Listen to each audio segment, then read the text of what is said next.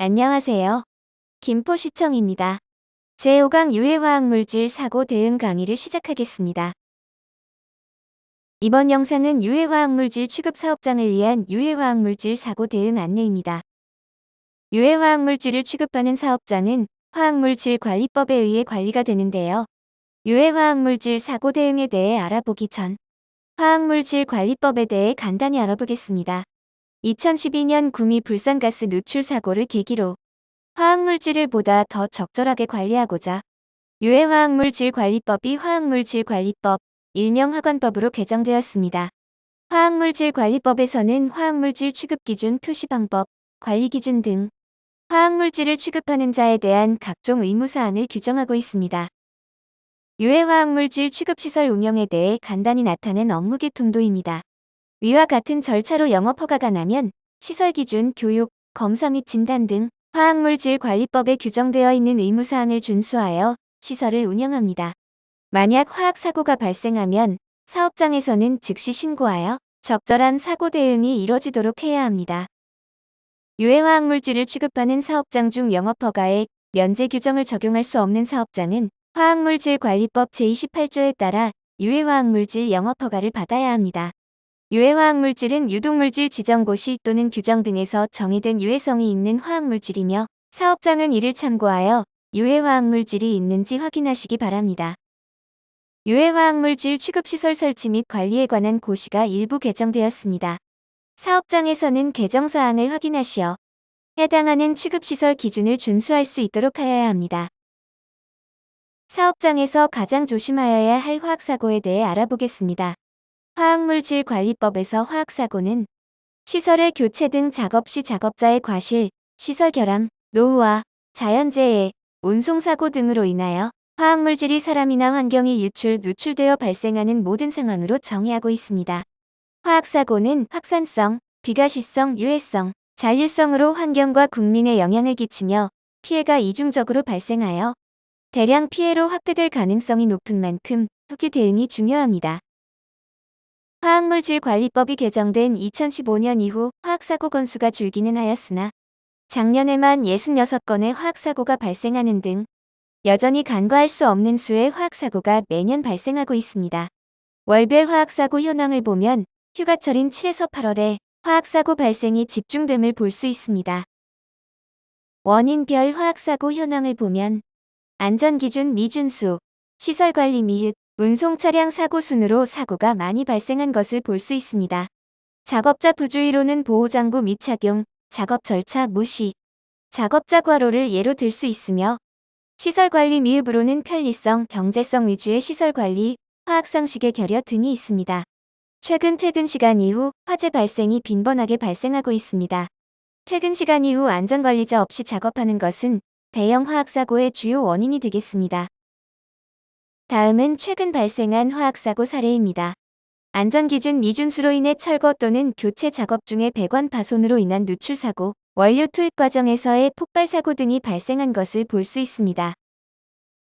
화학사고는 작업자의 부주의, 시설관리 미흡 등 안전 불감증이 주원인이므로 작업자의 안전의식 강화가 무엇보다 중요합니다. 이에 환경부에서는 벨프스 캠페인을 실시하고 있는데요. 화학물질 관리의 핵심적인 역할을 하는 장치인 밸브, 플랜지, 스위치의 첫 글자를 따온 것입니다. 안전구호, 벨, 스, 를 외치며 밸브의 잠금 확인, 플랜지의 체결 확인, 스위치의 작동 확인 등 작업 전 시설을 점검하는 벨프스 캠페인을 적극 참여하여 화학사고 없는 일터를 함께 만들면 좋을 것 같습니다. 부득이하게 화학사고가 발생하면 화면과 같은 절차로 사고 대응이 진행됩니다. 1단계 사고 발생, 2단계 초동 조치, 3단계 현장 대응, 4단계 사후 관리로 이뤄지는데요. 제일 먼저 사고가 발생하면 신고를 하여야 합니다. 화학사고가 발생하게 되면 화학물질을 취급하는 자는 즉시 소방관서 119, 관할 지방자치단체, 지방환경관서, 국가경찰관서에 신고하여야 합니다. 여기서 즉시란 15분 이내를 뜻합니다.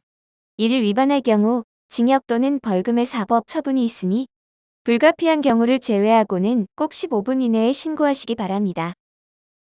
다음은 화학사고가 발생할 경우 사업장 관계자 행동 요령입니다. 유해화학물질의 화재, 폭발, 누출 사고가 발생할 경우 꼭 신속하게 신고합니다. 사업장 내 사고가 발생하였을 때는 방송, 화재 경보기 등으로 사고를 전파하고 작업자 및 인근 주민을 안전한 장소로 대피시킵니다. 가능하다면 밸브를 잠그는 등 초기 대응을 하고 사고 현장의 출입을 철저히 막도록 합니다. 유해화학물질 누출 시에는 건조된 흙이나 모래 등으로 누출이 확대되지 않도록 조치하고 취급시설에 화재가 있는 경우에는 가능하다면 화재 진화를 하나 반드시 물과의 반응성을 고려하여야 합니다. 또한 갑작스런 폭발을 대비하여 사고 현장에서 떨어진 안전한 장소에서 진행하여야 합니다. 현장에서 수습 활동을 하는 동안에는 반드시 보호장비를 착용하여야 하며 오염물질에 노출되었다면 비눗물로 샤워 후 의사의 진단을 받아야 합니다. 현장에서 발생한 폐기물은 지정 폐기물 처리 업체에 맡겨 위탁 처리를 합니다. 다음은 화학사고 발견 시 국민행동 요령입니다. 첫째, 화학사고를 인지하면 즉시 119에 신고합니다. 둘째, 현장 상황을 구체적으로 신고합니다. 셋째, 현장으로부터 멀리 대피합니다. 넷째, 방독면이 있으면 착용하고 없다면 물수건, 마스크 등으로 입과 코를 막습니다. 마지막으로 대피 요령을 살펴보겠습니다. 대피할 때는 바람을 안고 이동하여야 하고 만약 대피하려고 하는 방향에서 가스가 날아오는 경우 바람이 불어오는 방향의 직각 방향으로 대피합니다. 반드시 관할 관청 등의 대피 방송에 따라 신속하게 대피합니다. 화학사고는 한 번 발생하면 환경적으로 치명적일 뿐 아니라 큰 인명 피해까지 발생할 수 있습니다.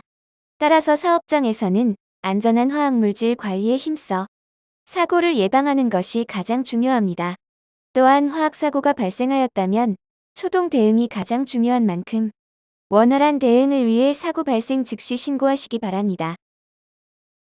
이상으로 유해화학물질 사고 대응 교육을 마치겠습니다. 감사합니다.